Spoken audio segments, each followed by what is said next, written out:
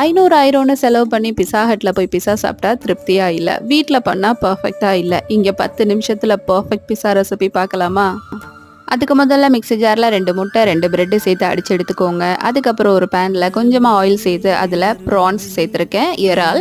அது மேல கொஞ்சமா உப்பு, கொஞ்சம் சில்லி பவுடர் போட்டு நல்லா ஃப்ரை பண்ணி எடுத்துக்கோங்க.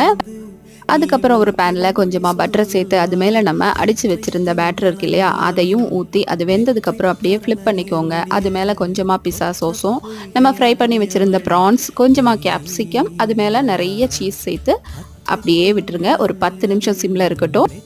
அவ்வளோதாங்க, ரொம்ப பர்ஃபெக்டான சீஸியான சூப்பர் பர்ஃபெக்ட் பிஸா ரெடி. இதை வந்து வீட்டில் 10 நிமிஷத்தில் பண்ணிடலாம். ஸோ வெளியே போய் பணம் நிறைய செலவு பண்ணி திருப்தி இல்லாமல் சாப்பிட்றதுக்கு வீட்டிலையே நினச்ச உடனே, அதுவும் ஹெல்த்தியாக சூப்பர் டேஸ்ட்டில் இந்த மாதிரி ட்ரை பண்ணி சாப்பிடுங்க. திருப்தியாக சாப்பிடுங்க. அண்ட் ட்ரை பண்ணி பார்த்துட்டு கமெண்டில் போடுங்க. தேங்க்யூ ஃபார் வாட்சிங். பாய்.